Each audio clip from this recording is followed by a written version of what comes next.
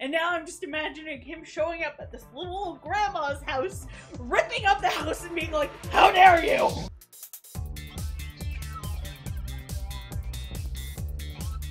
Welcome to hell! It's time for the Bay movies, guys. Welcome to our first anniversary special with the 2007 Transformers film. Shall we talk about giant robots? Yeah, let's talk about giant robots, though we may be very unhappy by the end of this. So first, an info dump for what is most likely a refresher for the majority of you folks, but the live-action Transformers movie was directed by Michael Bay and starred Shia LaBeouf. The movie did incredibly well at the box office and introduced a lot of people to the franchise. And these people may have been unaware of it before or hadn't seen it prior, but it was an introduction at least for most. Which is probably the most positive thing that we can say about this movie. The movie franchise is likely the main reason we got the Transformers Prime TV series and even brought more readers to the first IDW comic run, which maybe wasn't super great at the time the movie came out, but got way better! Yeah, I mean, IDW also had comics based on the movie, in addition to the main IDW G1. And I haven't read those yet, but yeah. I don't think we've made our disdain for this movie a secret, but just in case, neither of us enjoy this movie. Like, at all. So if you personally like this movie, this episode may not be for you. We're sorry, guys. We are, actually, because I know there are people out there who like it. We're not those people, but we will be back for our normal G1 shtick later, so please join us then. That isn't to say that there hasn't been excellent fanfiction based off of fanfiction, fan art. Oh my god, there was this one I saw the other day where somebody did like a Transformers animated of Last Night Megatron, and I was like, I legitimately like that. Good job, you. There's some excellent fan work based on these movies. Yeah, like just hands down. But well, down to brass tacks, Specs. What was your first experience with this movie like? Let's go back in time, shall we? So, I didn't see it in theaters. My first experience with this movie was getting it for my birthday. Yay. Yay. I watched it and was like, okay, that was a thing. It exists. Bumblebee peed on a guy. And I watched this with my parents, I'll have you know. It's way funnier when you know her parents who are extremely Catholic and her mother who's extremely Irish Catholic. And imagining them watching this movie with her is hysterical. My mom doesn't like sci-fi to begin with. Right! And then all of this was happening. Yeah, my dad probably enjoyed it more because he likes explosions and stuff. He's a nice guy, but he is a simple man. He has simple criteria for the things he enjoys, and I can respect that. He actually really likes Terry Pratchett, but oh yes, let's get back to this. I don't think I rewatched it for a while because high school was happening and I had better things to be doing, you know, like reading fanfic or doing homework. Homework was more enjoyable than this. So I found the movie mostly just disappointing. While it did breathe new life into the fandom, it seemed like most of the pre-existing fans that I, you know, knew or followed or was aware of were disappointed by the designs and the story on the, like, specifically on the forum that I was frequenting at the time.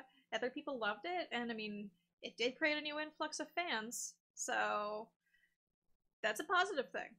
I was also super annoyed by the lack of RC because there was a decent toy of her. And I own it. It's the only Bayverse toy I own. And then they had RC and two other characters that shared the same mold show up in the second movie and then die.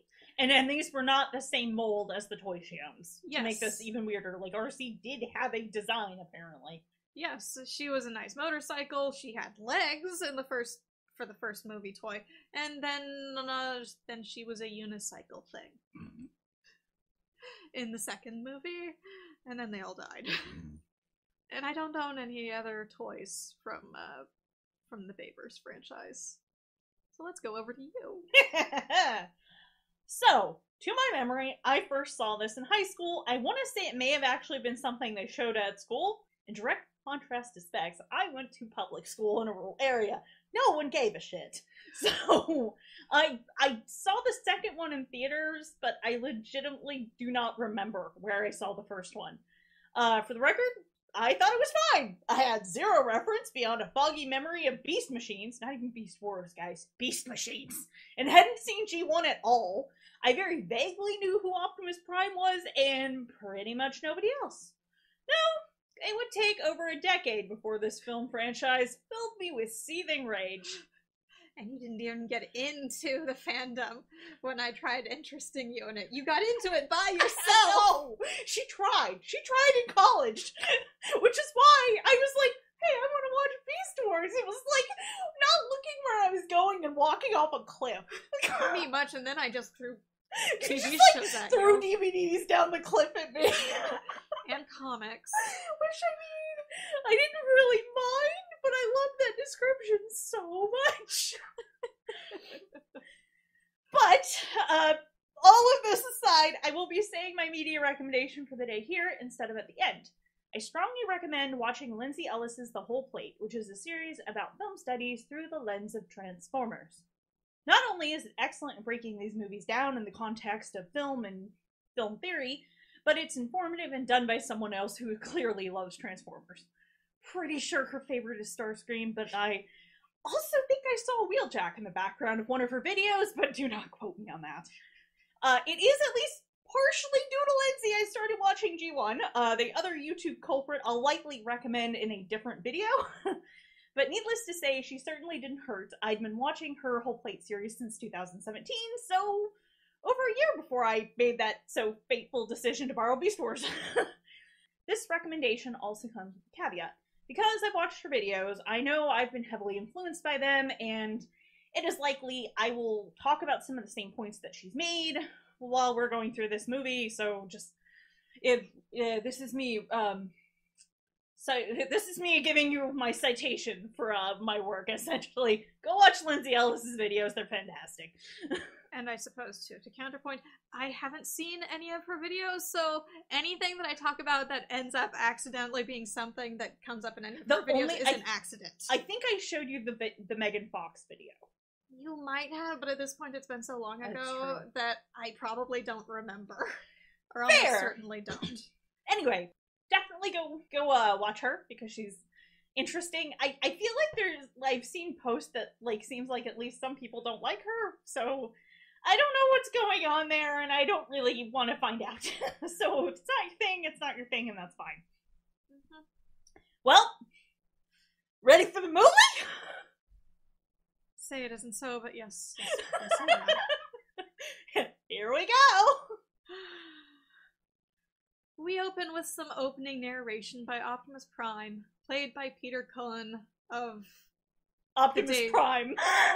Well, I was gonna say of the days of old. Okay, fair. And I don't care if he mostly did cartoon voiceover work. He is too good for this fucking movie. He is. He gives us the backstory for Cybertron and the Autobot Decepticon War, and I think you see someone spearing someone else with something in this. It wouldn't shock me. Something called the Allspark is super important, and they sent it off planet to keep the Decepticons from getting it. The Autobots couldn't keep track of it either. They did not think this through. Of course, it landed on an unknown planet. Yarth! Megatron apparently followed the Allspark, but pulled a skyfire and got frozen in the Arctic, where he was found by a team of explorers led by Captain Archibald Witwicky. Doesn't that just sound like a manly man? Yes! The part of Skyfire will be played by Megatron in this movie. Make sure to properly chill your Decepticon warlord for at least a couple of decades before serving. Don't you mean a couple thousand years? Shush! Meanwhile, Skyfire is Surd not appearing in this picture. Also, don't be fooled by the opening, guys. Sure, Optimus may be talking now, but it won't last. It'll be like, what, an hour before we get any more giant robots talking? Probably. We cut to the Middle East in the, present day. Well, present day, 10 years ago, anyway. It's soldiers doing transportation stuff on a military base. And the guy wants to eat alligators. Fuck yeah, America, am I right?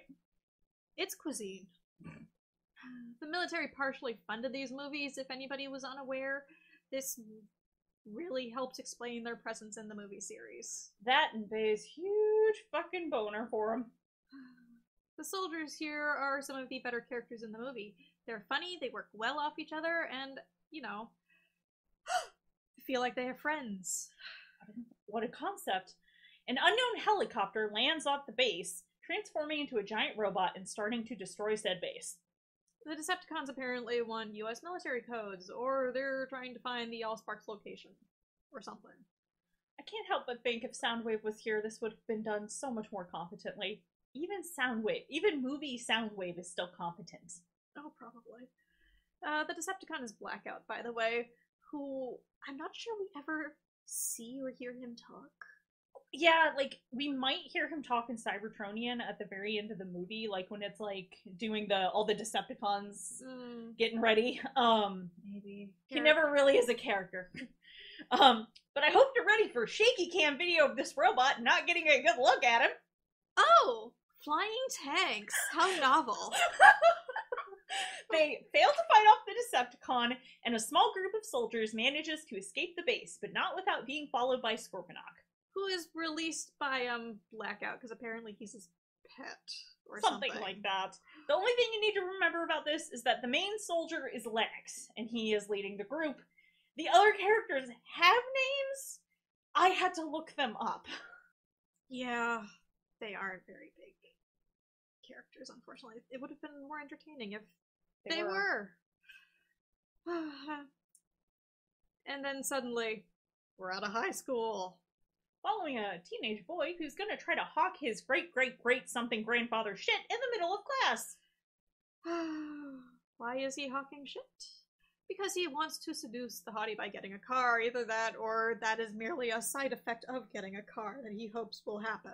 Michaela's way too good for him. She is. He blabs on about how his something grandfather, Captain Archibald Witwicky, was the first man to explore the Arctic. Never mind that there were already people living there. He was the first white idiot to make it up there and not die. Possibly. We're introduced to the glasses of plot here. They're not particularly relevant right now, but they will be later. Notice those weird etchings on the lenses? That's a thing. Keep these in mind. Put a pin in it. But right now, Sam is talking about selling this stuff on eBay. Ladies, he takes PayPal.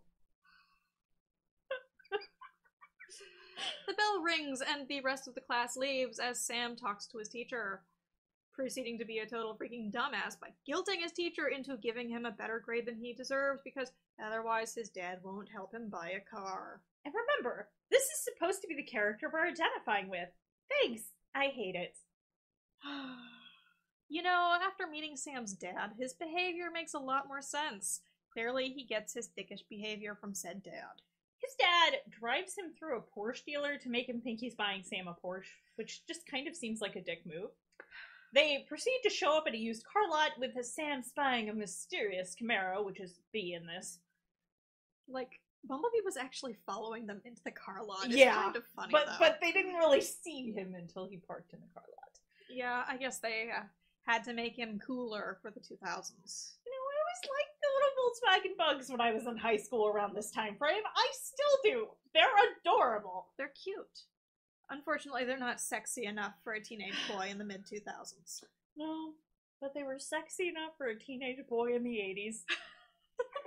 Yes, but that was when he knew it was friend-shaped. Ew. Bumblebee G1 Bumblebee is so friend-shaped.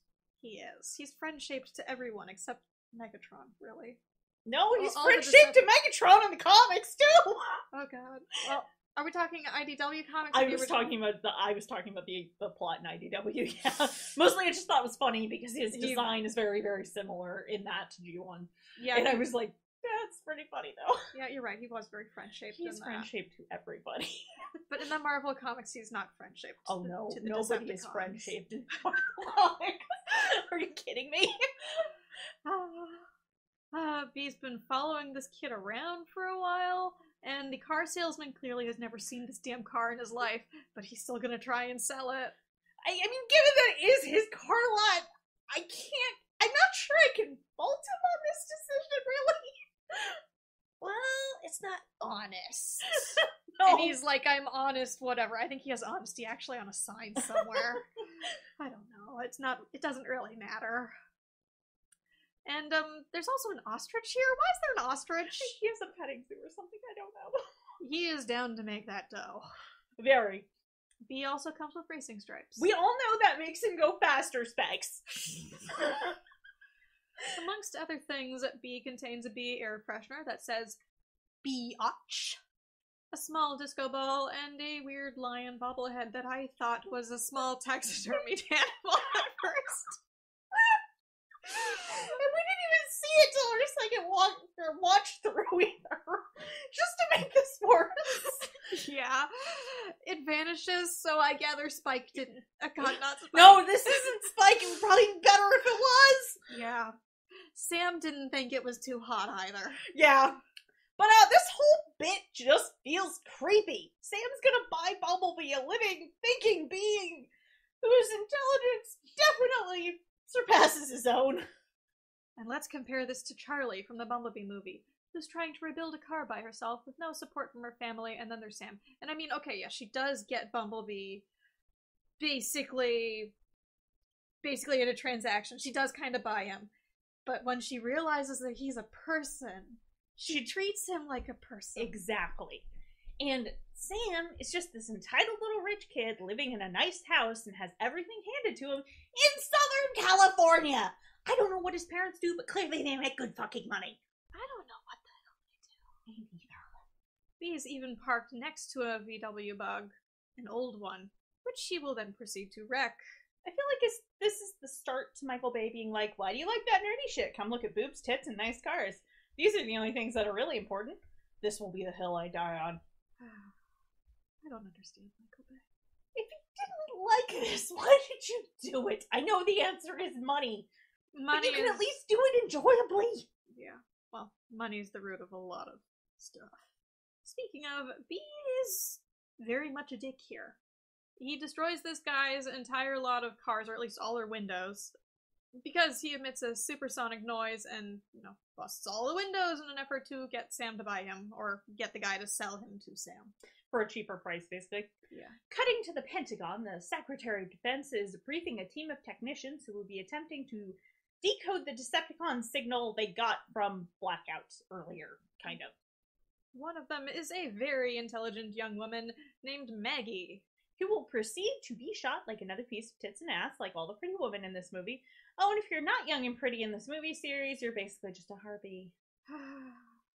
And after this movie, we will never see her again, which might imply that she has more longevity than Sam. Smart girl.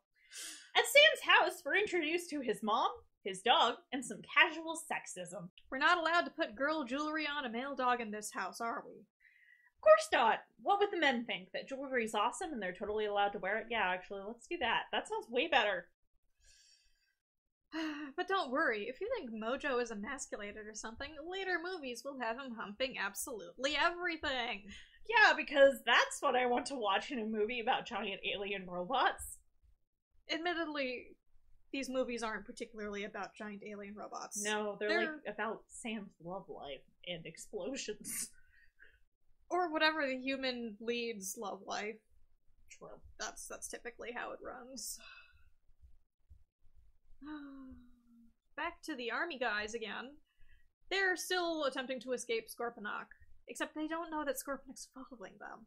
No, but they're like trying to get away from the base. They're trying to get somewhere where they can contact help, I think. So they're making their way through the desert with this young kid that showed up at the very beginning of the movie and was like, "Hi, you're my friends! I'm bringing you something," and he escaped with them. Yep. They decide they need to get their intel back to the Pentagon as soon as possible. And in our other movie, Sam's friend is a moron, and Michaela's boyfriend is a dick. Just a beefier dick than Sam. It's so infuriating. This should be relatable. I was the weirdo in high school. But no, I still just want to strangle Sam with my bare hands. And, well, honestly, Miles, Sam's friend, isn't really a moron. He's just acting like an actual teenage boy. He's climbing trees and entering cars through the window, and then in the next scene, when we see that the door is open, so we, like, dive through the door. Continuity is not as they expect. Sam proceeds to bait Michaela's jock boyfriend to satisfy his own ego, but just barely manages to avoid a knuckle sandwich. Unfortunately. Said boyfriend then proceeds to treat Michaela like property. He won't even let her ride in the front seat of his truck. She knows significantly more about trucks than you do, you asshole. She could probably... Oh, she could run circles around this asshole. Well, no, I was thinking she could probably, set something up so that his truck killed him. There we go. That's the movie Michaela should have been in. Well, I mean, Megan Fox, she is apparently good in Jennifer's body. Sam boots his friend out of Bumblebee so that he can offer Michaela a ride home. It's shitty to strand your friend like this, dude. It's especially shitty because the car has a back seat. And he couldn't shove his friend back there. Michaela reluctantly accepts, and B has decided to become Sam's wingman, apparently.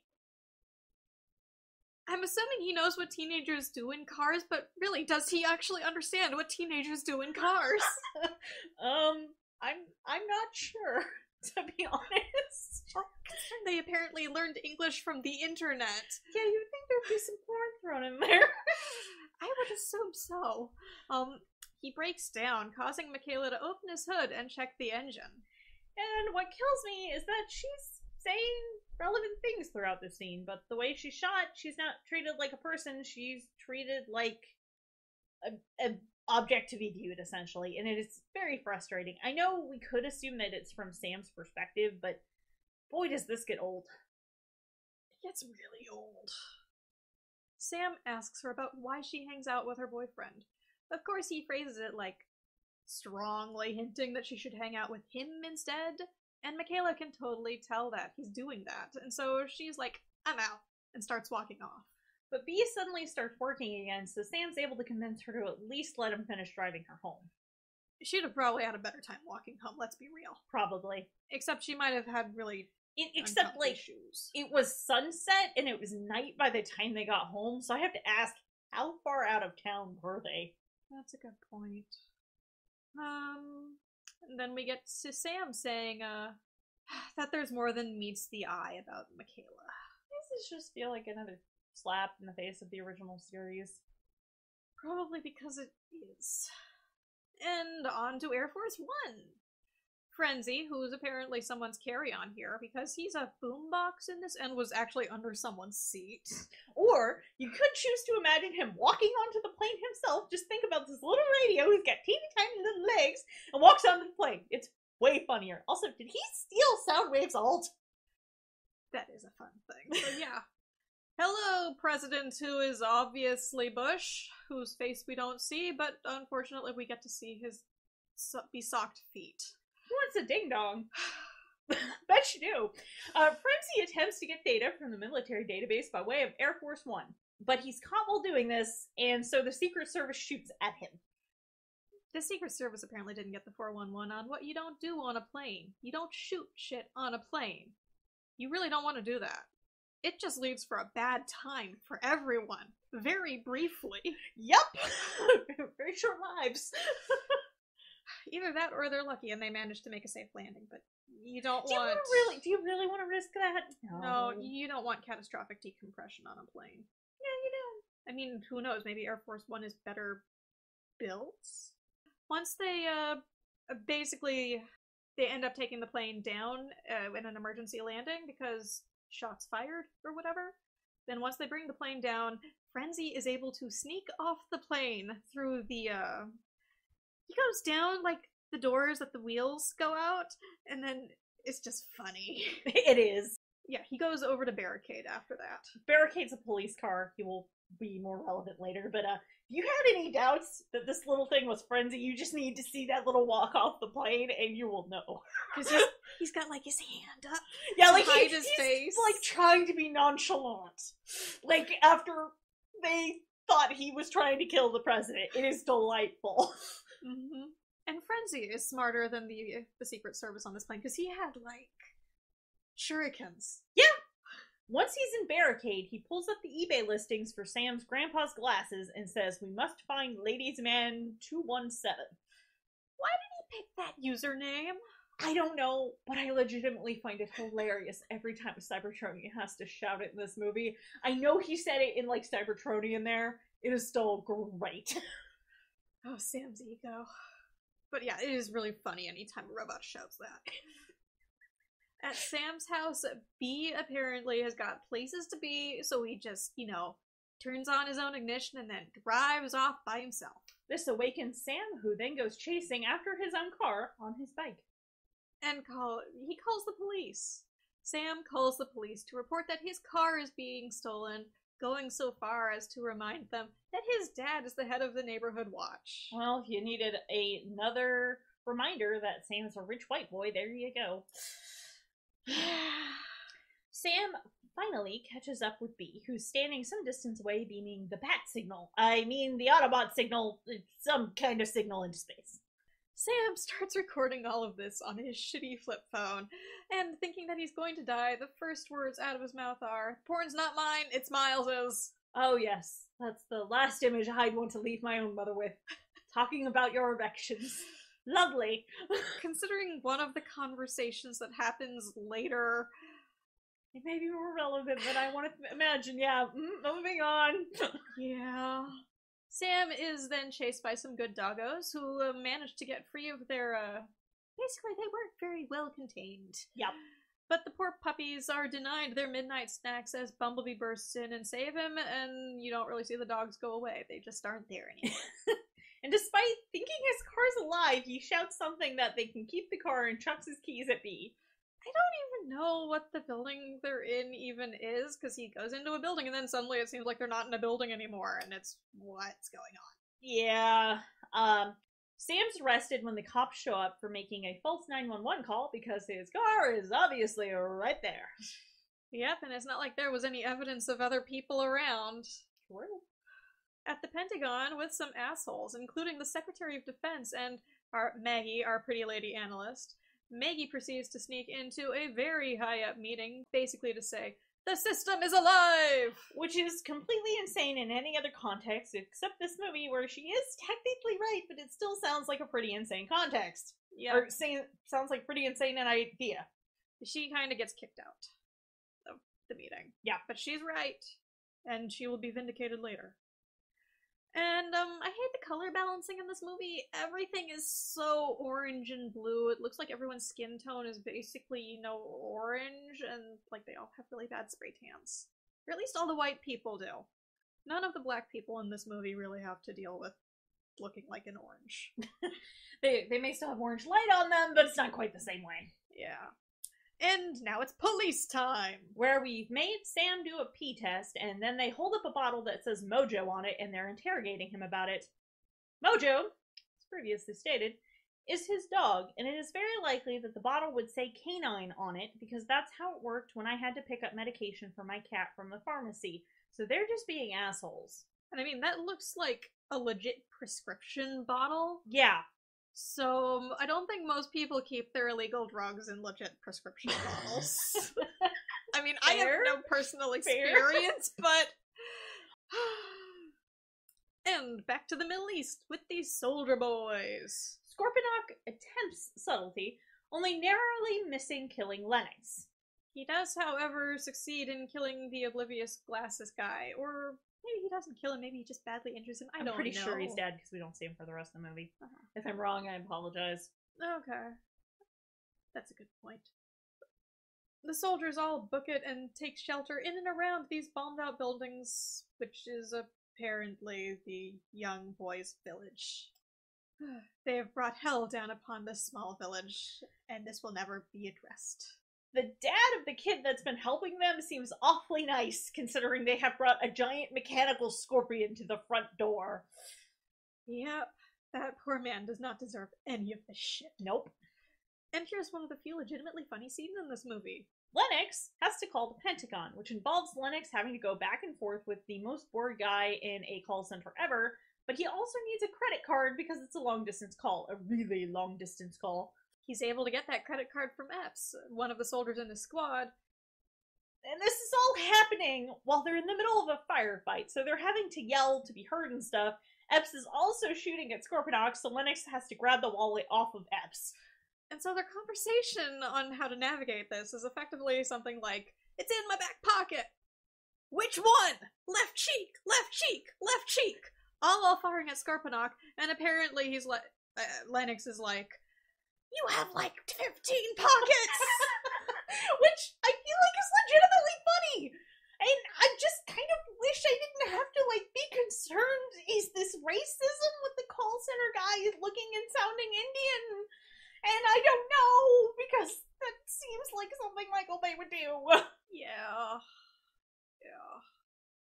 Jets and other military things have apparently been quickly scrambled and show up. Including a military drone, just like what Soundwave turns into in Prime, so I was chuckling. Explosions happen, and miraculously, they don't appear to hit any civilians. Somehow. And then there's more shooting and more explosions. And I get very bored. And they're able to shoot off a part of Scorponok's tail, while the rest of Scorponok conveniently gets away. They definitely thought this was important. The music swells. Things are happening in slow motion. You should be paying attention to this. Basically, the military guys get rescued, and presumably no one does anything to help repair the damage that they've done to this village. Yeah. We never hear about the young child again. Nope. And back in America, Maggie has stolen intel from the Pentagon and shows up on her friend Glenn's doorstep. And she hides it in her makeup case. Which is pretty clever. Also, he's apparently a master hacker. Yep. He pulls out some bullshit program that basically, pulls "It's Alive" from the Decepticon audio data Maggie brought over. Which is about the point the feds show up with a SWAT team and arrest them both. Yeah. B shows back up at Sam's house, presumably just to fuck with Sam, which at this point really does seem like a B thing to do in this movie. Yeah, he's kind of a dick. Sam escapes on his mom's bike. Why does his mom have a bike that looks like it belongs to a 5-year-old? I mean, look, I'm not saying don't do you, because do you, but his mom confuses me. Apparently she's just a very girly girl who has a basket that needs to have a pillow in it. Maybe she takes Mojo for bike rides. I would believe that. I could see her doing that, considering that she does put jewelry on him. She makes him a handsome boy. She does. Oh god, so now Sam is running away from his own car like a crazy person, and then runs into Michaela, who's out apparently having a lunch. date. Yeah. Well, lunch with her friends. Yeah. She has normal friends. And Sam proceeds to look like a crazy person. He thinks his car is chasing him. The fact that he's right doesn't really play into how this looks right now. Because, yeah, he's riding a very pink bike. Saying his car is chasing him. Yeah. B was definitely driving on the sidewalk and probably on people's lawns for parts of this. It was funny. Michaela hops on her scooter because clearly she's like, I guess I better go help this dumbass. Michaela's just a very nice, responsible person. She's kind. Yeah, which is not you don't really see her being mean. Even to Sam. Even when Sam's being kind of a jerk earlier, she's never outright mean to him. She's done, very done, but you never really see her being mean to him, unless he kind of deserves it, later. Michaela is a very kind person, and unfortunately her character just doesn't get the recognition that she deserves. No, doesn't. Barricade catches up with Sam. The police slogan on the side of his police car says, or his police car alt mode says, "To punish and enslave." What about being undercover, dude? Well, to be honest, most people don't really pay much attention. True. He dicks with Sam for a bit before transforming into robot mode and yelling, "Are you ladies man 217?" really quickly, and it's amazing. Sam runs away and knocks Michaela off her scooter. Sam, you dumbass, you could have really fucking hurt her. You jackass. Pretty much. Here B comes to save the day! Sam proceeds to pull a "come with me if you want to live" to Michaela, which At this point, considering that he has now conflated her with himself to the Decepticons, is probably true. Yeah. Fair. They have a high-speed chase somewhere in Southern California. Bee gets them somewhere relatively isolated before dumping the two of them out and transforming to fight with Barricade. And is this still the middle of the day? No, this is at night. It's night now. It keeps kind of swapping. It's weird. And then Frenzy, I don't know how long this was going on, because it looked like it was mid-afternoon, and they don't get dumped out till night. Like, the sun has set night. Like, jeez. I don't know. But Frenzy hops out of Barricade and attacks Sam and Michaela. Sam manages to lose his goddamn pants in this altercation. Of course he does. Michaela, being the badass that she is, grabs a fucking power tool and attacks Frenzy with it, cutting him into pieces. Michaela kicks ass, and she would have been a far better protagonist. My heart weeps that this wasn't actually the reality. It's okay, they kind of did it in the Bumblebee movie. Yeah. Sam shows his bravery by bravely kicking Frenzy's head away. Frenzy, using a second set of legs coming from his head, walks over to Michaela's purse because she dropped it earlier and then disguises himself as her cell phone. After stabbing her, her real cell phone, presumably to get data from it or something? I would assume, yeah. Otherwise, it's gonna be a very bad disguise. She opens it and is like, where are all my goddamn contacts? Yeah, fair. And then there's some crack about Bee being Japanese once Sam finally gets his actual introduction to his, not a car. This should be a tongue-in-cheek reference to the original toys being created by the Japanese company Takara, but given Bee's track record, I really have to wonder. I know I keep bringing that up, but, parts of this movie feel very uncomfortable to watch, and certain racial stereotyping that he does not only in this movie, but even worse, honestly, in the sequels, just makes me feel really uncomfortable. Yeah. They ride off in Bee, both Sam and Michaela not wanting to sit in the driver's seat because Bee is driving, and that wouldn't be polite somehow. I'm not even going to comment on what I'm actually thinking. Sam tries to pull off a slick move, telling Michaela she should sit in his lap because there's only one other seatbelt. That's bad. If you're in an accident, you're both gonna die, though. I mean, considering they're in a giant alien robot. I mean, their driver is a sentient alien robot who's used to being a car, so hopefully that doesn't happen, right? Mostly, I'm just imagining that the giant alien robot car isn't going to have the same sort of, safety test safety test results as an actual car. That's fair. So who the hell knows how this would work? Bee takes offense at being called a piece of shit Camaro, leading to him dumping them out, driving off without a driver, and then driving past a very conveniently placed newer yellow and black Camaro with the exact paint job he wants. Because Michael Bay cares about very few things in this movie. Tits! And you, yes you, driving a nice shiny car because you are a man, a virile, sex-having man. Or at least that's what he's assuming.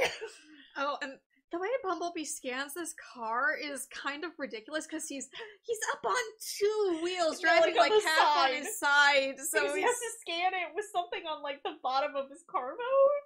Yeah, on his undercarriage, and it's weird. And it's just silly. Nobody saw this. Sure. They're driving in a tunnel. There were definitely other people around. There definitely were. Because people honked at them. People honked at them when Bumblebee dropped them off. But yeah. Let's go. Bee picks them up, and they're like, oh wow, you could have done this anytime! And then Bee proceeds to take them trespassing so they can meet new people. Where even are they? I don't know! I don't think anyone knows. Valid point. Who knows? Maybe they're in Oregon now. Yes, they drove north. Very far north. They could have if they were driving all day. I don't know. Either that or they were going around in goddamn circles. I'm willing to bet that, actually. And finally, we're going to get more robots as meteorites rain down. These robots being our Autobots. Who will still not improve this movie enough to matter. Which is so depressing. It really is! Michaela and Sam hold hands because, as movie logic dictates, if you have a man and a woman who spend more than a few minutes with one another, they will be in love by the end of it. Who cares? The Autobots seriously fuck some shit up when they land on Earth. Oh, they do. And not a single fuck was given because they seriously have no idea what the fuck's going on. A bunch of people are running around at several of the crash sites recording things too. Mm-hmm.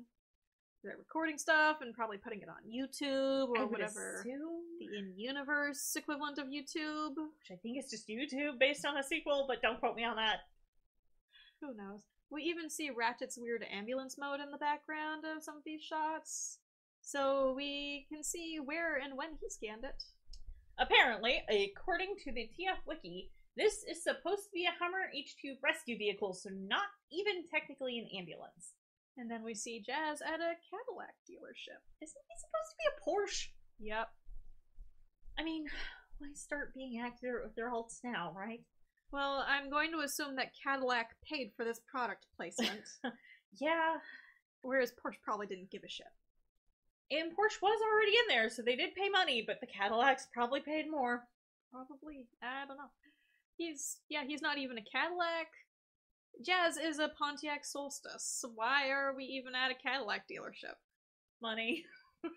Ironhide, however, is a huge fucking truck now. A GMC Top Kick. He also apparently a little girl mistakes him for the Tooth Fairy. It's pretty cute, actually. I gotta give him that. Yep. Optimus lands and scans a conveniently placed semi. It kills me that they copy the paint jobs. I think I'd prefer if the paint jobs were something that were, like, inherent to them, to their biology. But no, there's another truck out there with blue paint and orange or red flames on the side. Are you shitting me? Or on the front. It's likelier than you think. Does this mean that there is another cop car out there with Punish and Enslave on the side, or was this some civilian's idea of a cop cosplay? Well, we do see little details change, like the Autobot signals on Ratchet's paint job, so maybe that was a small enough detail to be changed. The only reason we even know the semi-truck's paint job is because we saw it drive by. Yeah. The Autobots show up in an alley where they meet up with B, Sam, and Michaela. Optimus transforms. He's a Kenworth W900 truck in the live-action series, which looks somewhat different from his design from the cartoon, which was based on a Freightliner WFT 8664T. To make this more confusing, they used an entirely different model while filming, but we're going with Hasbro's official answer here. Namely, the Freightliner was a cab-over truck, and the Kenworth isn't. It's a more traditional semi that you see stateside, anyway. He introduces the rest of the bots, and their robot modes are also terrible. Jazz apparently learned to speak from the internets and knows the lingo. Well, presumably they all did, but I think Jazz is the one who actually paid attention. Yeah. Ironhide, our weapons expert. I'll blow shit up! And welcome to one of our least favorite lines ever, and it's Ratchet's introduction, no less. And I quote, "The boy's pheromone levels suggest he wants to mate with the female." I'd like to remind you all that Ratchet is Specs' favorite D1 character, so this is particularly so sorry. Not like my faves really are handled any better, to be fair, except maybe Soundwave. We've also got to make it clear that he can't fix B. So Ratchet zaps him with something or whatever. They just need Powerglide to fix him, obviously! It is magical ray appealing. Yeah, that'll probably do the trick. Optimus puts on a laser light show to explain the plot to Sam. I mean, the laser light show is cool, but this seems like a really weird place to do it. But, he's Optimus fucking Prime. He does what he wants. This is all funnier to listen to once you realize just how young the Bayverse versions of Transformers are compared to their counterparts in any other continuity. Optimus is like 10,000 years old tops, compared to the G1 versions, where everyone is like millions of years old. I would love to see G1 Meg's reaction to this. You're how old? Sparklings? Why are Sparklings in charge? Why are babies fighting? Oh my god, it's the baby war. Robot babies! Oh god, the fact that there are actually at least a few crossovers that's basically Transformers babies, where they basically took the concept of Muppet babies and did it with Transformers. Oh lord. Oh lord. Because yeah, Megatron is Meggy. I read those. No. Way back. No, I refuse to believe those exist.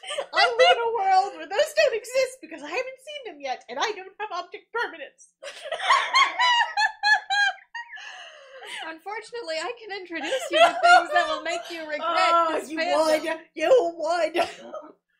I've been in this fandom since like 2002. You're like, Megatron been in this fandom for decades! Definitely more than a decade at this point. It'll be 2 decades as in like 3 years. Optimus continues to explain that Megatron basically destroyed Cybertron. Oh sure, blame Megatron for this. Never mind what we learn about Sentinel Prime later. And in any case, it takes 2 to tango, so... It may not have been good if they just rolled over and let Megatron do whatever the hell he wanted, but... I don't really trust this Optimus either, so, yeah. You know. It's a war, both sides are going to do a lot of shit. Yep. We get a bit better look at Megatron's design in the flashback as Optimus continues to explain. Thanks, I hate it. Megatron here just looks like a bipedal bag of knives. And that sounds like the world's worst cryptid. Optimus tells Sam, that he may be Earth's only hope. Help me, Witwicky. You're my only hope. What a depressing hope. Definitely. So now it's time for the plot glasses, which apparently were imprinted with the coordinates for the Allspark when Sam's great-granddad, whatever, found Megatron. I don't understand the mechanism that did this. I don't either. Just roll with it. The movie is. You know, the Decepticons could have literally just bid on the fucking auction for the glasses. And I refuse to believe that that is not exactly what Soundwave would have done if he was here, because that is a perfectly reasonable plan. Or, you know, literally just sending Frenzy to infiltrate his house. Anything would have been better than what actually happened. Pretty much. But eBay! It would have been way funnier if Soundwave had done, you know, bidding on eBay. The robot war is literally a bidding war. Yeah. Unless things would have blown up. Michael Bay would have died from lack of explosions, but I think that's a price I'm willing to pay. Maggie and Glenn get brought to the Pentagon. Maybe they're in some sort of holding cell waiting for interrogation. I think it's the Pentagon. I'm not actually sure. And then Glenn proceeds to eat all the donuts that were left there. And they're delicious, delicious looking donuts. Donut. And now, driving through a quiet suburban neighborhood late at night, all of the Autobots! Sam tries to convince the Autobots to stay outside and stay quiet while he goes inside and tries to find the glasses.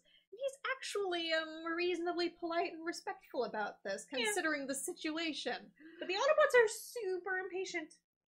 Sam's dad continues to be an asshole, basically moaning about how he spent all his money on a car for Sam, and now Sam gets home late, and he had to do all of Sam's chores, like the kind person that he is. So instead of, you know, just doing something nice for your kid, you're going to stand out here at the screen door, having a dick measuring contest with your teenage fucking son. Granted, it is pretty fucking hysterical that Optimus and the rest are sneaking around the yard while Sam is desperately trying to be like, "No, Dad, I got this. You don't need to come out here. It's fine." God, if Sam's dad had actually gone outside, how the hell would that have worked? I mean, if he'd had booze or something, or if he'd had... He just looks at the wine glass and walks back inside. I've had too much to drink. I'm going to bed. Because all of the Autobot stuff is in the background. Of course, they're stepping on things, knocking things over, the whole works. Why didn't they just stay in car mode? It's a valid question. I really don't think Optimus would be this much of an idiot, and it makes the Autobots all look like assholes who aren't listening to the person who's trying to help them, and what he's asking them to do. And then to make it worse, Ironhide pulls out his gun and aims it at Sam's dog. Which is what, the equivalent of pulling out a freaking pistol because a bug landed on you? What the hell, man? Though Ironhide saying bad mojo after Sam prompts him is pretty funny. And the reason why he pulls out the big guns is because Sam's dog pees on him. Yep, but seriously, this is the dumbest plan, guys. Yeah, the Autobots have been waiting all this time, and apparently they can't sit still for 5 minutes because they're all like giant toddlers. Robot babies. Transformers babies. I am seriously debating finding that and throwing it at you. You just want to hurt me. I showed you good stuff. Anyway, Optimus lifts Michaela up into Sam's room, and they both begin rummaging around his room to find the glasses. Sam shoos Michaela away from a certain area in his room, and That's porn. That's porn stash. So I guess that's what he was referring to earlier. Probably. And now all of the Autobots are in car mode in the backyard, except they've already done a shitload of damage. Mm-hmm. Except apparently Ratchet isn't in car mode. Or he transforms from car mode. Yeah, because he walks into a transformer, a power transformer. I'm just not fond of the VA they picked for him here. I know Prime wasn't out yet, but that guy. We need that guy here. I love his Ratchet voice. So, when Ratchet walked into the power transformer, he knocked out the power. He fell down and was like, oh, that was a kick. That was fun. Because apparently getting shocked for Transformers feels all tingly and fun. I mean... And so at this point, the power's out. Sam's parents think that there's an earthquake because Ratchet fell down and made, shit happen. And then they duck under, well, Sam's dad ducks under a table. His mom is just like, how'd you get over there so fast? I do enjoy that they're like, bring the wine, because if they're gonna die happy. They're all a little sloshed at this point. They are. And then Sam's parents head upstairs to check on Sam and bang on his door. And we present to you the most awkward conversation ever captured in cinema. Sam's parents are like, hey, why was your door locked? No doors are locked in this house. And, decide to assume masturbation was what was going on. I did not need or want to hear his mom call it Sam's special alone time. No. All the no. No. Ironhide asks Optimus if he can shoot them. Please! Optimus is like, no. What's wrong with you? Yeah. And then all of the Autobots are trying to avoid being seen, so it's like they're attempting to do Jenga with the house, and they're all scrunched up around and under Sam's window listening in, and it's actually a pretty neat shot. It's pretty funny. Mercifully, Michaela saves us from this insanity by stepping out and introducing herself, so yeah, I think they're just gonna assume they were doing the horizontal mambo, if you know what I mean. His parents apologize that she may have heard their family discussion. Oh, is that what you're calling talking about your son's wanking off habits? Your son's sex life or lack thereof. Why did you do this to me, movie? And this is where the federal agents come in. Oh, thank God! And we have our main asshole FBI guy. Oh, sorry, I mean Sector 7 guy, Agent Simmons. Joy. Sam's parents take issue with all of this, particularly his mom, who's mad that they're messing up their plans. Oh, and at some point, the father looked outside and was like, the earthquake destroyed all my shit. Because he thinks the earthquake did it. And at this point, I think Sam's mom's gonna be really unhappy when she realizes just how much damage the Autobots did. Optimus stepped on her flower bed. Yeah. And the Sector 7 people want to take Sam away. Personally, I think they can just, have him. Can we follow Michaela for the rest of the movie instead, please? Unfortunately, Michaela gets brought along too. Sam, his parents, and Michaela are shoved in some cars by the Sector 7 guys. Oh, and the reason that the Sector 7 people know to take Sam is that they have some sort of a thing that reads radiation. And he dropped his cell phone, or the cops still had it, so they now have his cell phone. That's true. And his recording of B and him talking. Yeah. And him saying his car is alive. Yeah. But they also have a thing that, reads the radiation. So Sam and Michaela, unfortunately, are now probably irradiated. Somehow. Which may or may not give them a very good life expectancy. And oh, Sam's terrible eBay username gets mentioned again. You totally see Michaela roll her eyes at it too. Oh yeah, and they apparently have Sam's phone, as you mentioned, which is how they tracked him down. And when asked about his stolen car, Sam says it came back. Right, doesn't your car come back when it's stolen specs? No, it's not a boomerang, though I suppose if a thief stole it, they decided it was super shitty, they'd return it. Because I feel like they wouldn't even return it. Or it just turns up again, a block away. I would be more willing to believe that. I think I've seen stuff about that happen, but I don't know. Agent Simmons decides to lord his authority over them by showing his badge and declaring it I can do whatever I want and get away with it badge. More like an asshole badge. He also starts to threaten Michaela's dad. Because as previously stated, he is a fucking asshole. It's not even like Michaela's got much to do with any of this to begin with. People with power are just assholes. Pretty much. A lot of the time. And of course, it's prime time to bring up Michaela's criminal record, because fuck you, Simmons. And Sam has the nerve to be horrified when finding out about this. Sam, you jackass. Yep. You privileged, rich, white boy. Yep. And then the car is picked up, and the roof is ripped off by Optimus once they're in a suitably isolated area. Optimus then kneels down to have the entire conversation with Agent Simmons and co. He gets mad and tells them to get out of the car. What's left of it, you mean? I mean, it probably runs, maybe.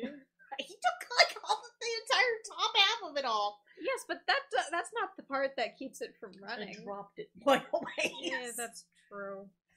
I don't know. Michaela finally tells Sam off for shitty comments about her criminal record earlier by asking him, when have you ever had to give up anything in your perfect little life? Michaela has a criminal record because she wouldn't rat out her dad. Yeah, and depending on how old she is, this should not have really even been legal to begin with. I'm assuming this happened sometime between when she was 8 and 12, and it means that somebody chose to basically prosecute her at a higher age bracket. Yeah. Which is shitty. But that statement, that line, is the most accurate description of Sam. Here's a person who comes from privilege, he stumbles upon events that bestow him even more privilege, and he acts entitled, so very entitled during it all. Yep. And then we get to the part where Bumblebee pees on Agent Simmons. It's just like, why? Does this mean he's low on those fluids now? Is Ratchet gonna have to top him off later? Well, why is that there? I mean, why does it exist at all? Sure, but specifically, why is it where a dick would be on a person? Yeah, why is it framed like that from the perspective of the person being peed on? I don't know, but now that his friends are here, Sam is going to be as douchey as possible because he orders Simmons to remove his pants. And according to his underclothes, or at least his undershirt, Sector 7 sells or has branded clothing items available for their agents. The Autobots leave, but oh no, they were on the phone the whole time. Meaning backup arrives shortly thereafter, and the Autobots proceed to hide under a bridge, Optimus carrying Michaela and Sam in his arms. Just putting this out there, but I too would like to be carried in Optimus's big, strong arms. Carried in his gentle, strong hands, though I mean preferably G1 Optimus, or one of the other Optimuses. Yeah, just not this Optimus. I want the Optimus from Prime. He seems like a very calm, kind guy to give me a ride on his shoulder. That sounds nice. I'll take G1 Optimus. He's very dad-shaped. He is the most dad-shaped. I'd also accept animated Optimus. Yeah, he seems nice. Maybe Cyberverse. Though I don't know. He seems like unsure dad-shaped, and I can deal with that. Yeah. And I'll leave out all of the other Optimi. Though maybe Optimus Primal might be good for a hug. He would be great for a hug. Unfortunately, they're not that much bigger than people, so it would not be the same kind of ride in his big, strong arms. It still sounds nice, but... more of a piggyback ride. Yeah. And to get away from our, hugging and carrying, discourse, there's just so many explosions happening right now. Sure, don't worry about those roads or infrastructure. This is fine. Oh no, Sam and Michaela almost fell, but don't worry, Optimus has slowed their descent with his nice soft foot. I guess that this is the one thing they kept from G1, huh? Yeah. And apparently Cybertronians are weak to ice and electricity now. Except, didn't Ratchet think that the electricity was nice? I don't know. But Bumblebee's the crap beat out of him by the Sector 7 guys. Oh god, maybe Ratchet's... Oh god. Nope. I think I know what went through your head and we're not going there. It was disturbing with being unhurt, okay?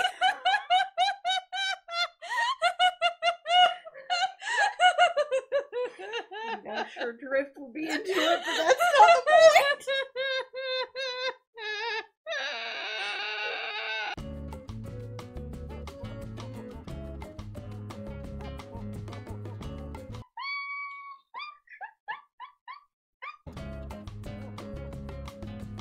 I am under control again. Anyway, Bumblebee gets the crap beat out of him by the Sector 7 guys. It's more than a little disturbing. Keep in mind that before this, we really only had G1 and Beast Wars as, like, the main well-known Transformers things. I mean, maybe Beast Machines, but... Beast Wars, Beast Machines, I tend to count them together since they're in the same continuity, even though they're different series, but I know what you mean, sorry. Yeah, it's just, those ones would have been the ones that that would have stuck out in, like, the main, I don't know, cultural hive mind, probably, because I don't think, like, any of the animes would have made that much of a dent. Yeah. So, hopefully you enjoy watching your fave character get tortured by the US government. And the way this is framed, because B doesn't have a working voice box, it really comes across that they're, like, taking something from Sam. Not that Sam is worried about his friend. B is just treated like property by both the plot and the framing.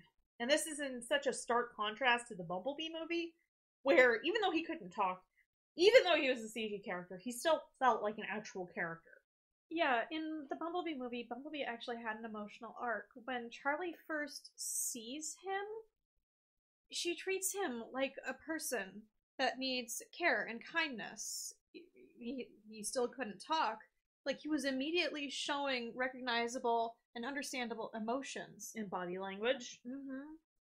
And then there's Bumblebee in this one where he can't talk, but he's just an asshole and he's gonna pee on things. And you're my new best friend, and I'm gonna keep you safe, you know, just like a fucking guard dog. B, story-wise, in relation to Sam, is treated more like a pet. And it is weird. Yeah. Simmons catches up with the two of them and B, continuing to be an asshole and taking another pot shot at Michaela as they're being taken away. But they're just gonna ignore the other Autobots in the distance, apparently. Yep, they're still hiding under the bridge. They're all tucked away under that bridge, which is apparently, enough to keep them from being spotted by helicopters. Oh, and apparently while the Autobots couldn't be bothered about the flower beds before, Optimus can see and gently pick up the plot glasses that Sam, basically, Sam lost them when they fell and Optimus caught them with his soft foot. Yes. And then Army talk. Boy, let me tell you just how much I do not care. And then the Secretary of Defense was apparently unaware of Sector 7's existence until now because he didn't need to know about them. You know, copying Independence Day only with him instead of the president. Sector 7 is a special access division of the government created by President Hoover. And at Nellis Air Force Base, Lennox and his team are intercepted before they can head home. Basically, they're voluntold they're going to help with this alien robot crisis. Yep. And the Secretary of Defense is meeting with the Sector 7 guys and intends to bring Maggie with them. This whole scene feels very much like yes and. The Secretary of Defense wants Maggie to be his advisor, but when Glenn asks if he is coming too, and the Secretary of Defense asks, "Who is this?" Maggie just responds, "He's my advisor." And he just goes with it. Brings Glenn along too. Glenn's getting the ride of a lifetime. Yep. Yes. And finally, we get some of our separate plot threads to come together as Sam, Michaela, Maggie, Glenn, and the Secretary of Defense are now loaded up in the same helicopter and head to the Hoover Dam. Weren't Maggie and the Secretary of Defense and Glenn in goddamn Washington, D.C.? Yes. Yeah. Kill me now. Poor Michaela, she just looks so tired and done with everything.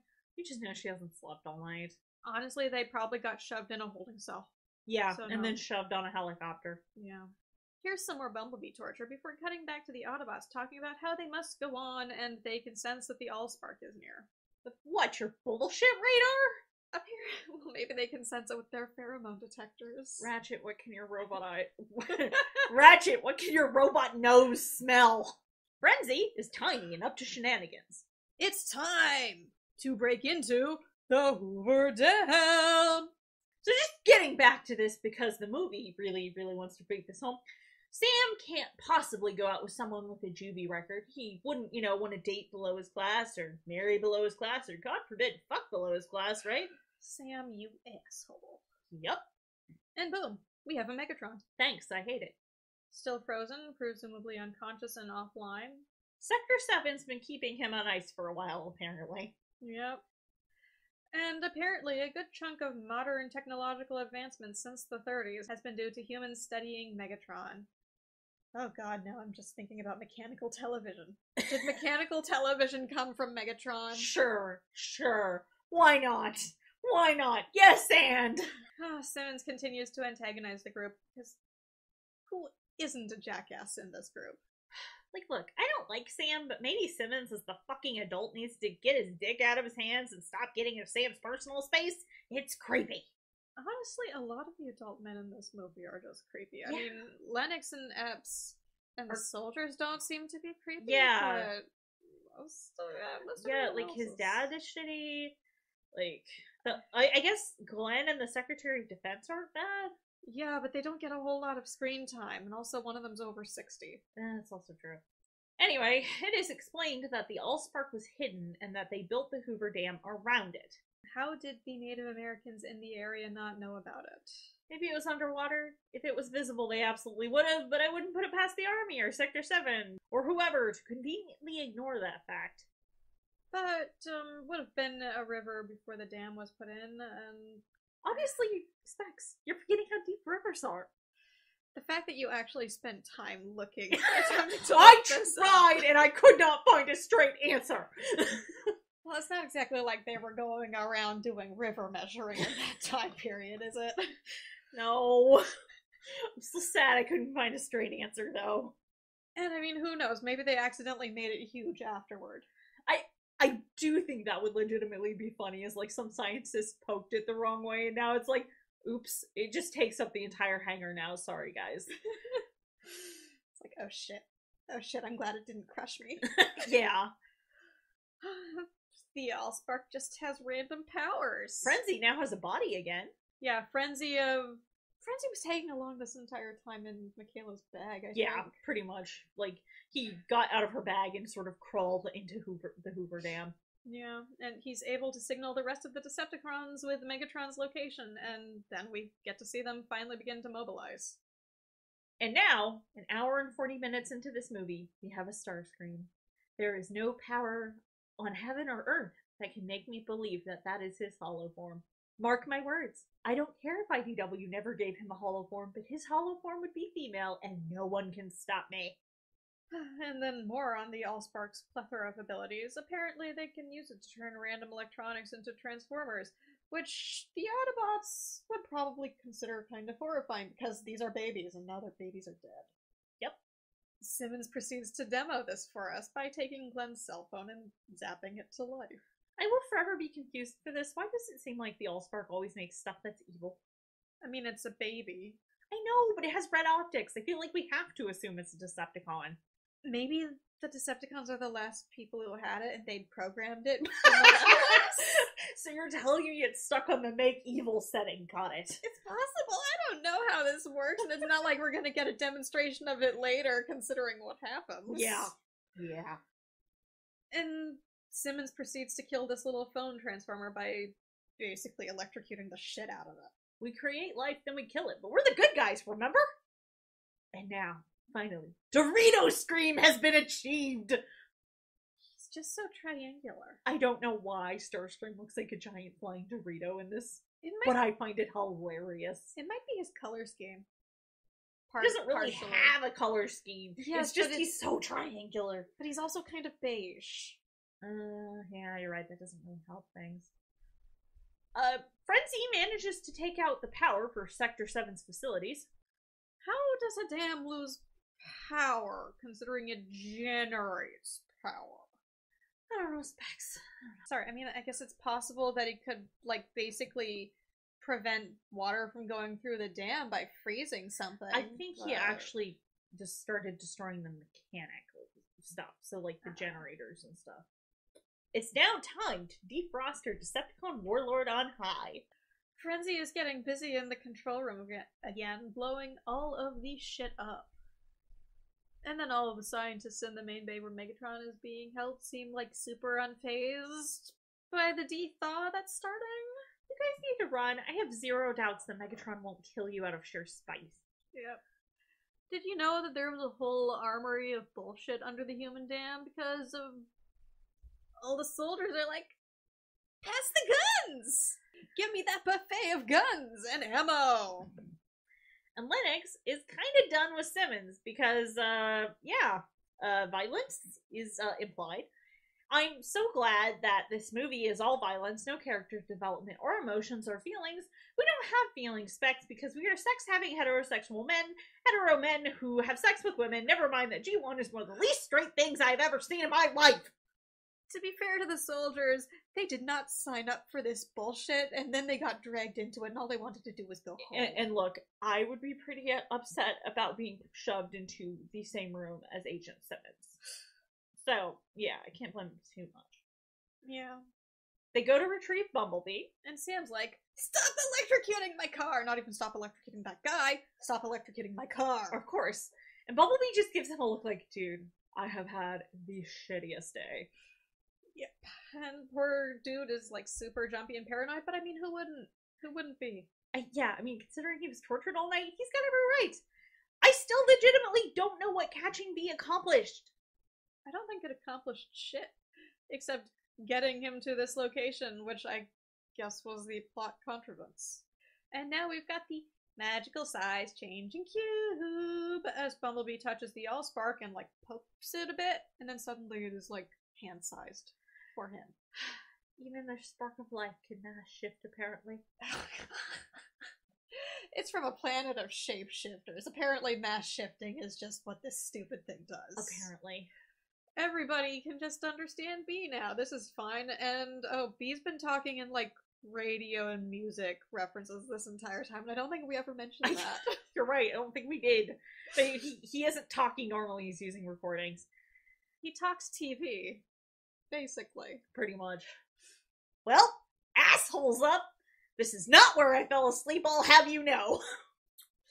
He is a lot less of a morning person than Skyfire was. Skyfire was much more genteel about the entire thing. Megatron's a jet in this, so we're, just so we're all on the same page here. He meets up with his second in command, Dorito-san. Dorito-san? Sorry. He meets up with his second in command, the Dorito. There's some groveling that happens. Megatron tells Starscream he's disappointed in him, and all I can think is, he didn't even do anything yet! Apparently he couldn't find Megatron, which I guess is what he's disappointed in. I guess? Do you realize I had to listen to Francois talk about his terrible wife for 3 weeks? Do you realize that? Simmons, the Secretary of Defense, Maggie, and Glenn remain behind when everyone else heads out to go do stuff. So, while everyone else is going and doing stuff, the damn crew, that's what I'm going to call them. Okay, I'm here for this. They attempt to contact the Air Force to try and get some, backup for B and company. They do this by using some very antiquated equipment because the cons have knocked out most communication worldwide. Which is not explored in this movie, let alone any others. Yeah, because this would be like a thing that should affect everybody. Yes. There goes all At least everybody in the US. Yeah. Frankly, I'm kind of... Well, no, apparently landlines don't work. And I don't understand why. I don't either. But yeah, because this would have wiped out literally every communication except apparently shortwave radio. But apparently, yeah, shortwave radio will still work, which is what they're attempting to use here. They get the brilliant idea to hotwire a computer to transmit a tone through a radio signal, while they're trying to hold off Frenzy, who is trying to get into the room that they've holed themselves up in, which it's a weird room. It is. But now back to how sexy the cars are. Look at the cars, so sexy. Why is everything so orange? I will bemoan the orange. Because we can't have no girly colors in here conveying emotion specs. Look at the cars! And the Autobots immediately join up with the, it's convoy time! We're gonna roll this truck in Oh god, that's not the right tune. I even looked it up. Oh, I've got it on my phone. Convoy turning through the night. We got a little old convoy, ain't she a beautiful sight? Oh, join this convoy, getting our way. Join this trucking convoy across the USA. Convoy. That's enough of a music break. Maggie and company began to arm themselves with some of the older guns from the display cases in the room they're stuck in. Oh yeah, I'm sure those will shoot just fine. Where did they even find the ammo? Or yeah, because why would the ammo be stored with most of the stuff that's on display? I mean, that thing, having the ammo for interest? Yeah, why would they have ammo or even gunpowder in this room? I don't know, it's dumb. And then it's back to B again. Wow, I just don't care. Even the G1 episodes where they were constantly swapping back and forth between a bunch of different scenes are better than this. Those typically have more things happening in them. Surprisingly, yes. I'd much rather watch Megatron throw shit at Starscream. Honestly, that's more cohesive. I'm just saying something. Okay, so one of the Decepticons, Bone Crusher, catches up with the bots, and Optimus transforms into robot mode to protect the others. He just seems like such an asshole here. They're literally fighting on a highway. There are so many people that must die here. Yeah. I mean, I'm kind of amused by how it looks like they're roller skating, but that doesn't exactly take away from the, oh, there's a terrifying robot death match and so many people are dying. Yeah, but thanks, Faye. I'm so glad that this one kid and his mom survived. Thanks for that.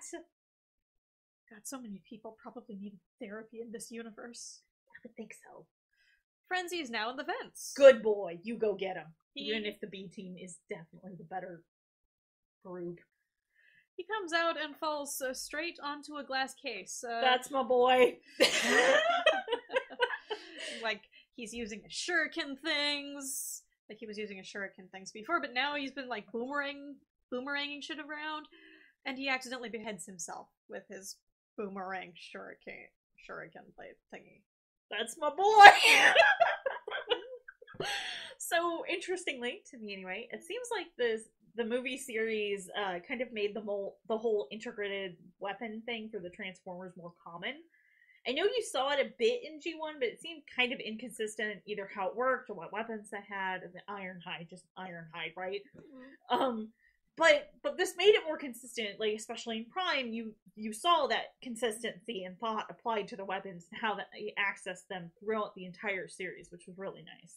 It was also pretty consistent with animated, which I think came out around the same time as this movie, though I don't remember if it was prior to the movie being released or afterward. Well, and I mean, either the movie borrowed from it or it borrowed from the movie, with Megatron kind of being that thing that advanced tech for humanity, which is kind of weird, but yeah. Or they both borrowed it from the comics and then just made it consistent, because they do have pretty integrated weaponry in the original Marvel comics. That's true. I thought you meant the Megatron being why we had any technological advancement. I was really confused. No. Sorry, just the integrated weaponry. Fair.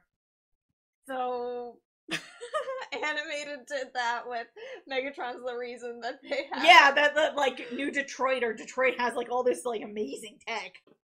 Our convoy enters Mission City and prepares to hold off the Decepticons to prevent them from getting the Allspark.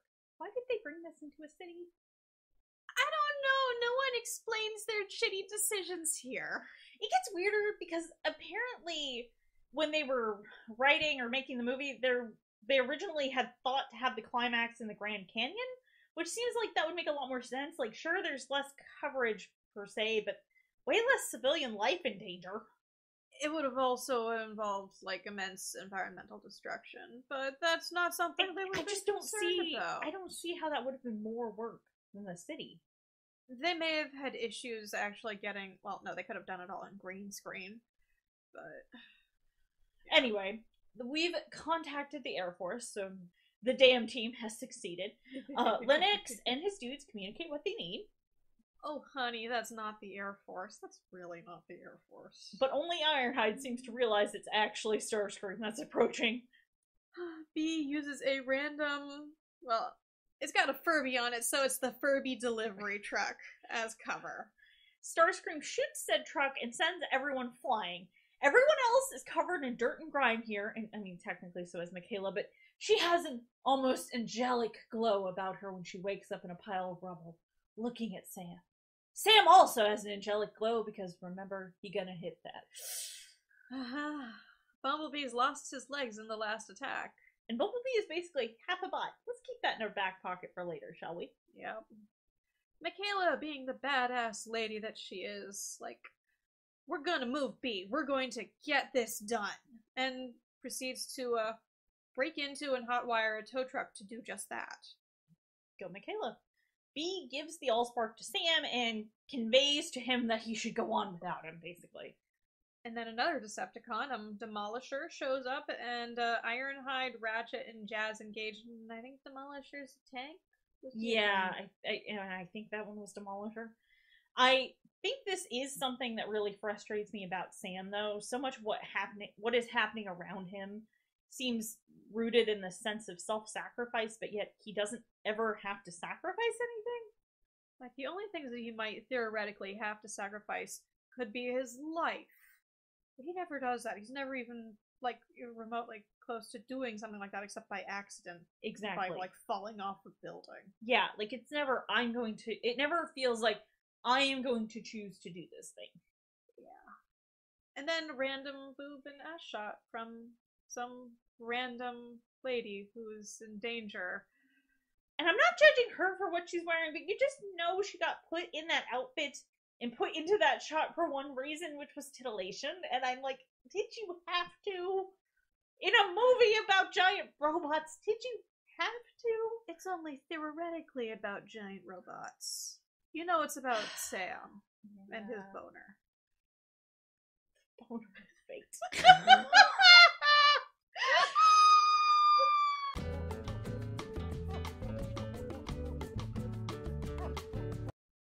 Megatron lands and, shouts his own name. Why did he do that? Is he a Pokemon now? Megatron! Megatron! He's got to announce his presence. Poor Jazz attacks Megatron, and Megatron grabs him before flying off and landing on top of a building. And then he rips Jazz in two. Poor Jazz will not survive this. Remember what I said earlier? About B? Yeah. You brought up a good point prior. Technically, B only lost his legs from the knee down, but I'm just gonna say they are giant fucking robots, and I still don't feel like Jazz should have died here. Also, according to the TM Wiki, there was some point during development when Megatron was going to literally, not figuratively, literally, eat other bots' sparks. So if that had been what had happened, Jazz being dead would have made a lot more sense.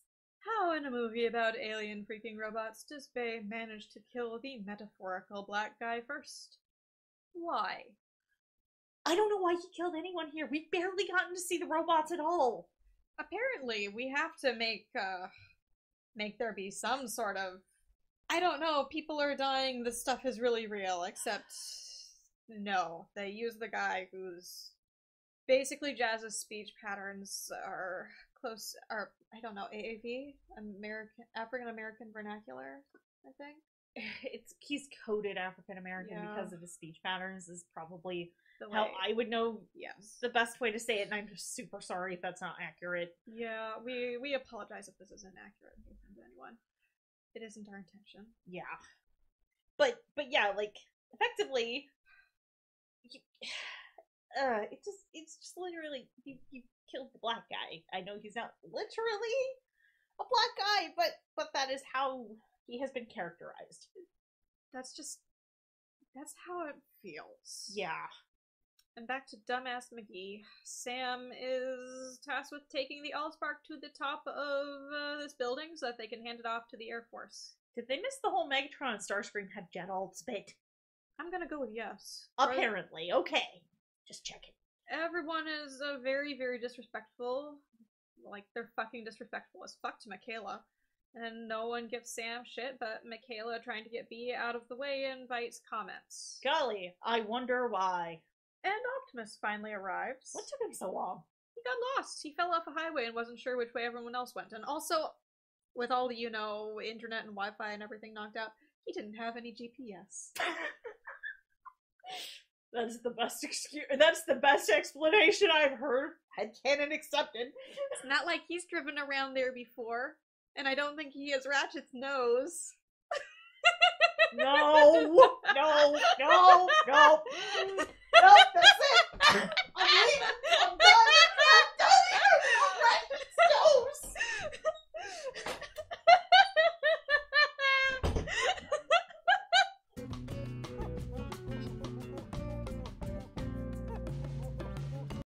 And then Megatron shows up, transforming into robot mode.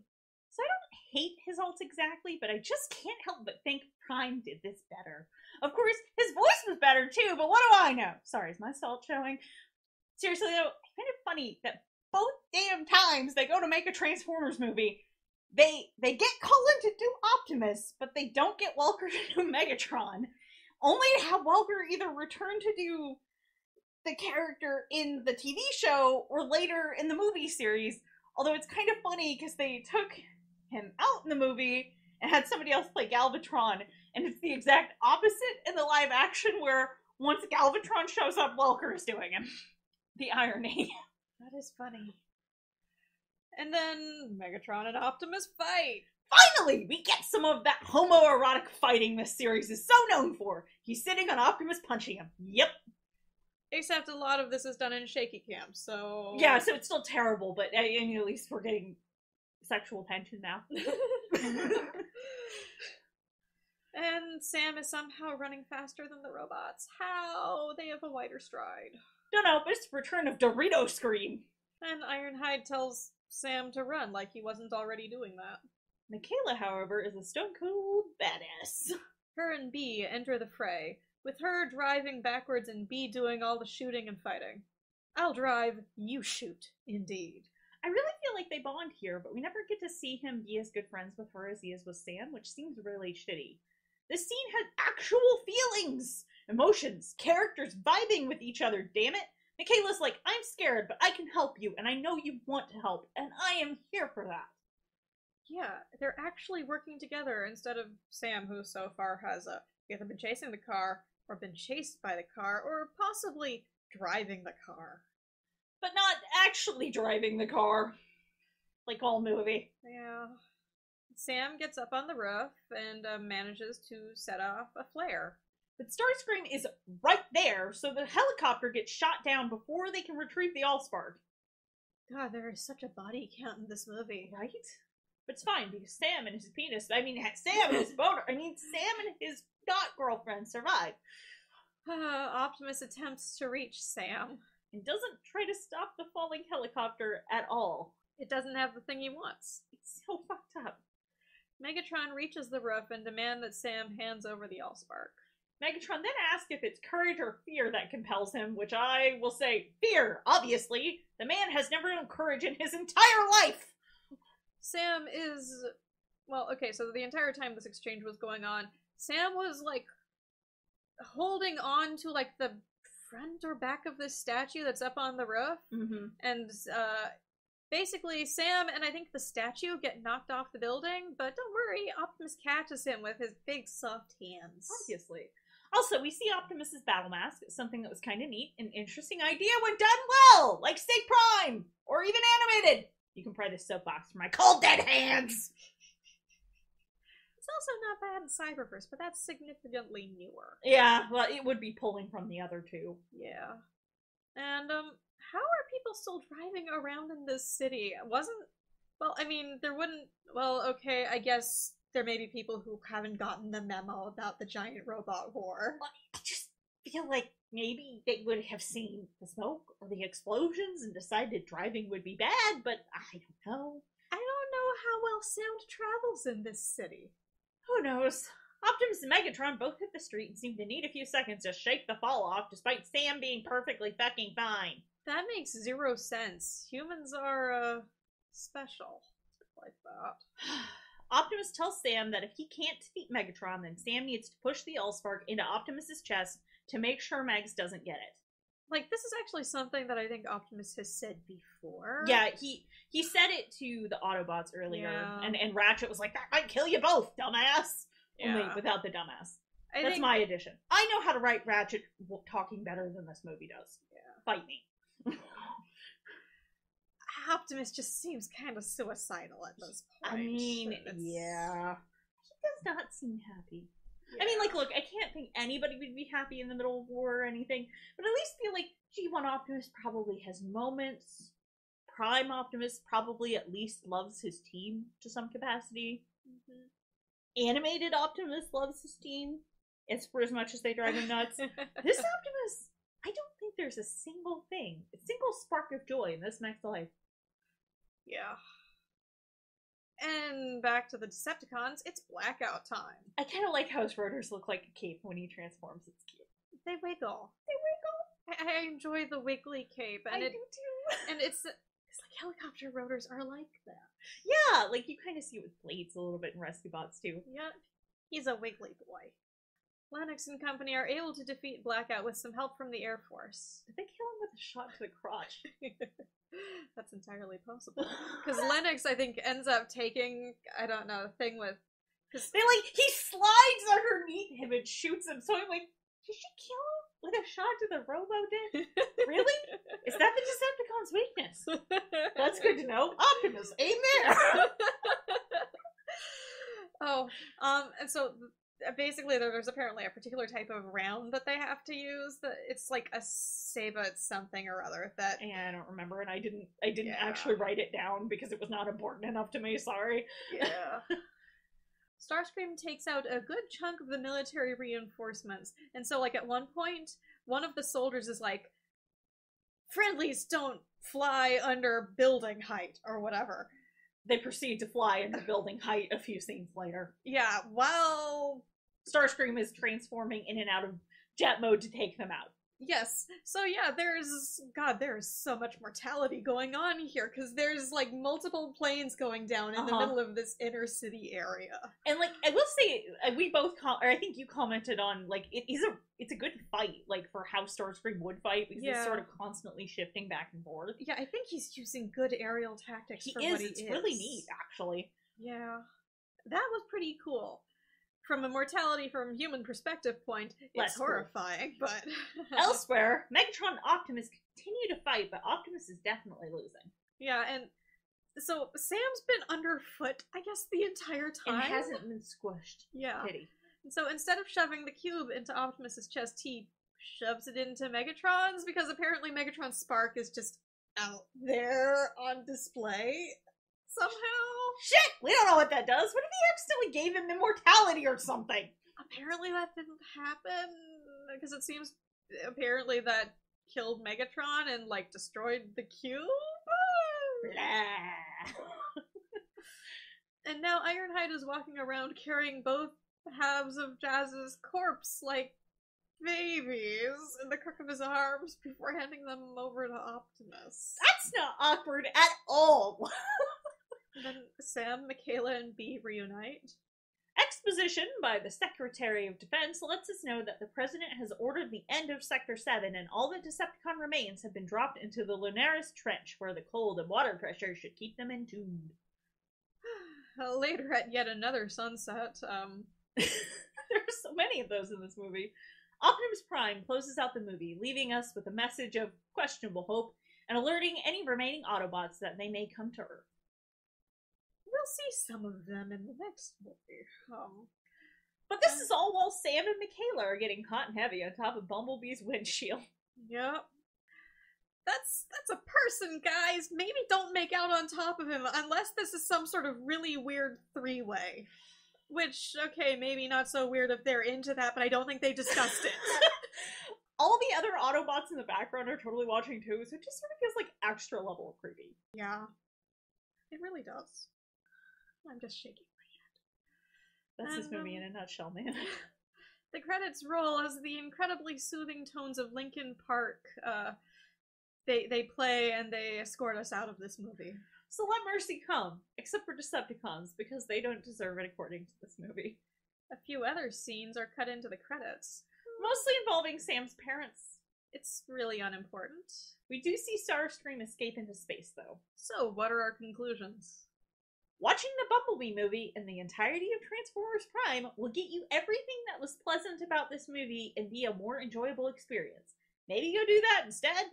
The Prime designs even seem at least loosely based on some of the live-action designs. You know, some of the elements that I actually liked. Real talk, it introduced some interesting concepts, but overall I hated it pretty much the entire time I was watching it. Specs? I would have preferred to see a different movie, perhaps involving some of these characters, but not all of them. specifically, I would have liked to see something starring Michaela, Maggie, Glenn, and Miles. Miles would have definitely been like, just, the random straight man who has no idea what the hell's going on, while the other three are they're all hyper competent at something. And then the soldiers could have been interesting secondary characters too. But, there were really too many characters in this movie for anyone to have a complete character arc, so it would work better with a smaller cast, maybe just focusing on the first four that I'd mentioned. Either that or having a TV series with the soldiers coming in as liaisons with the military, kind of like Fowler from Prime. Some sort of buddy comedy with the first four, or just a more... Actually, something with more of the tone of Prime as a TV series would have worked well. So, like, what robots would you want to see in that? If I was going to keep the Bayverse robots, I just want to see more characterization from them and better writing.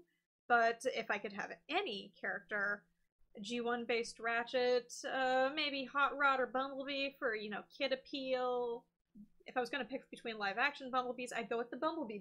Yeah, he was definitely better. A G1-based Wheeljack, Cyberverse Grimlock.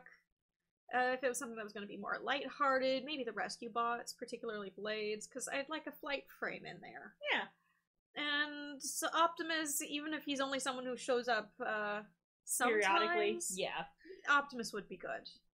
If this was going to be a heavier thing, keep the Rescue Bots off.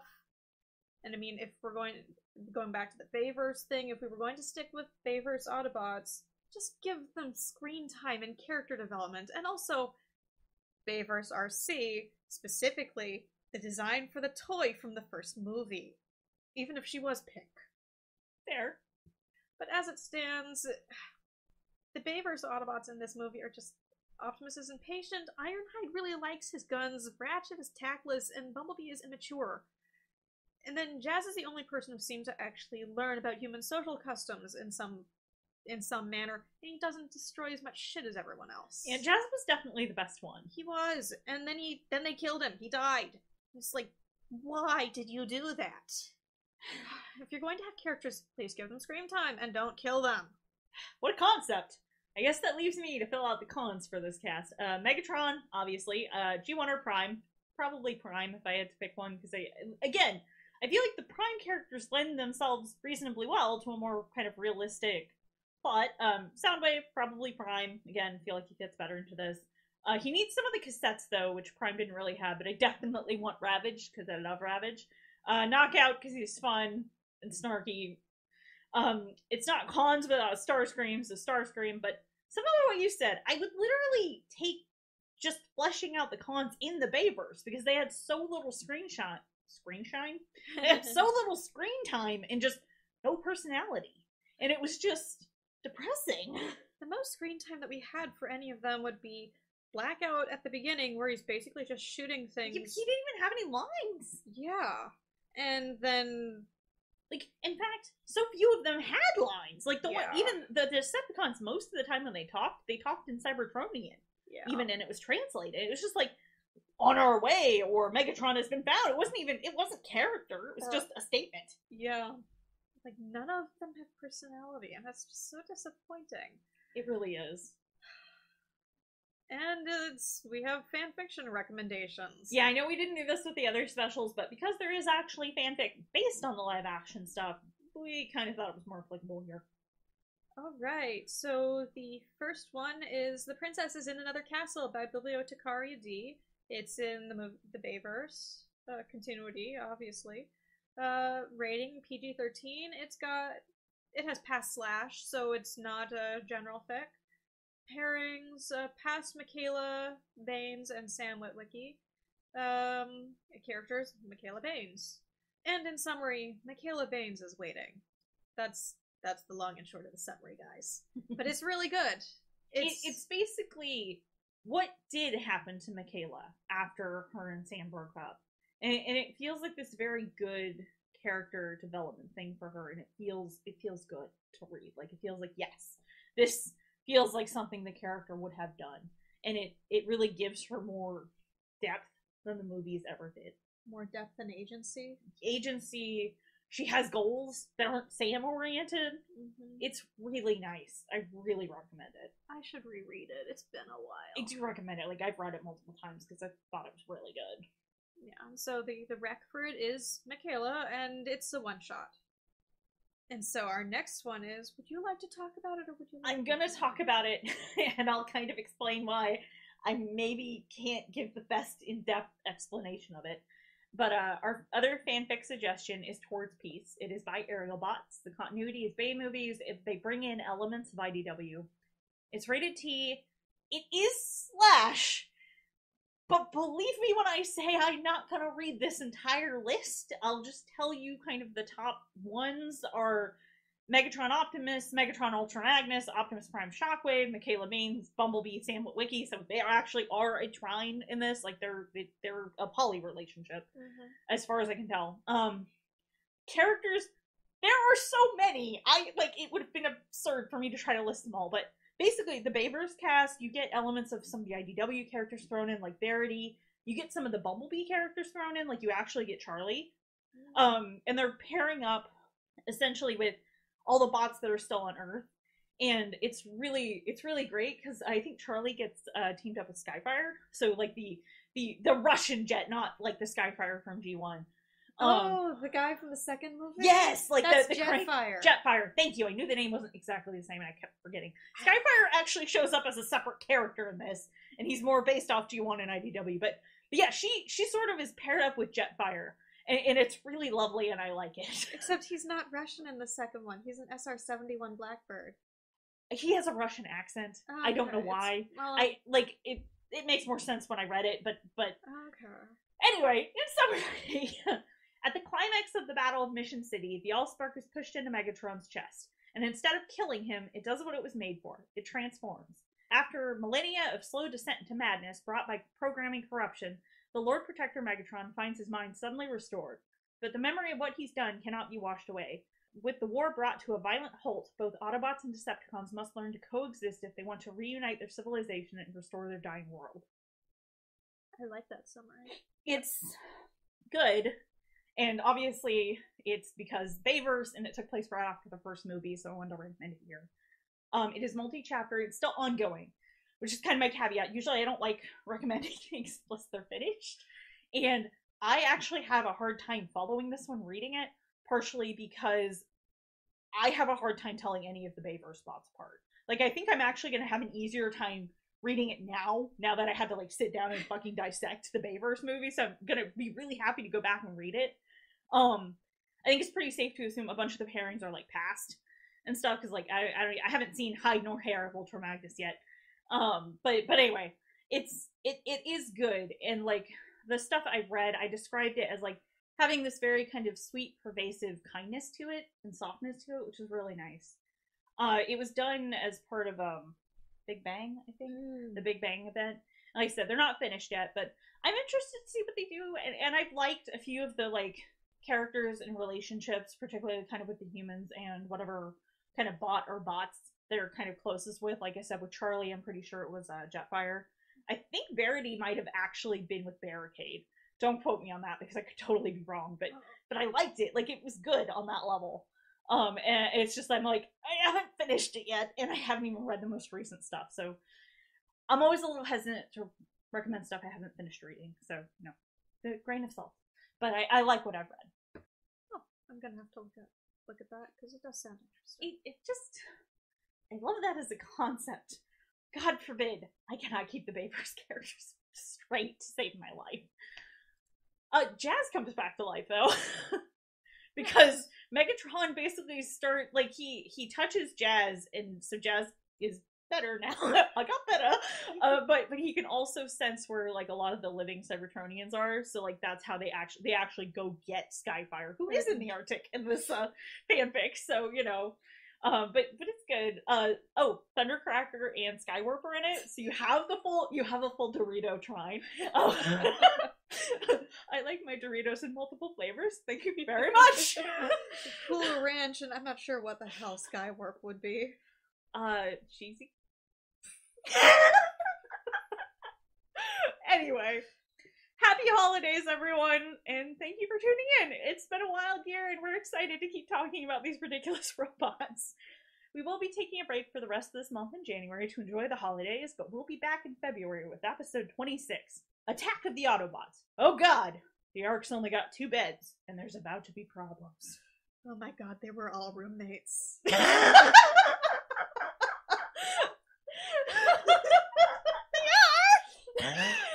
We're not wrong, per se. And that just about wraps it up for us today. Remember to check us out on Tumblr or Pillow Fort as Afterspark Podcast for any additional information, show notes, or links we may have mentioned. You can also find us on Facebook and Twitter at Afterspark Pod, all one word, and various other locations by searching for Afterspark Podcast, such as AO3, iTunes, Google Podcasts, Stitcher, and YouTube, just to name a few. Till next time, I'm Specs. And I'm Els. Happy holidays! holidays! Tiddles!